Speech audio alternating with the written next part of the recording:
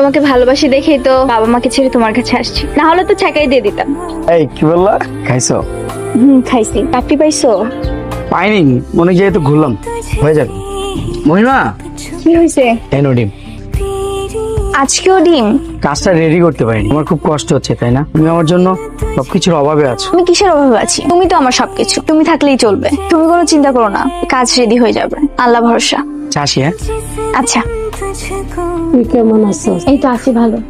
মা, তুই ভুল করছো, বাড়িতে আয়া পরে এখনো সময় আছে। তুই গেলে তোর বাপে সব ভুললে যাবো।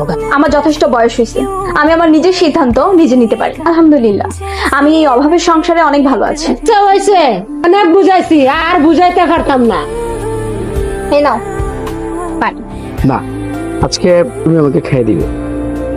কি হয়েছে বলো তো তোমার? আমার চাকরিটা হয়েছে, তোমাকে আর কোনো কিছুর অভাব দিব না। কই, আমার তো সবকিছু আছে। কোথায়? এই যে তুমি।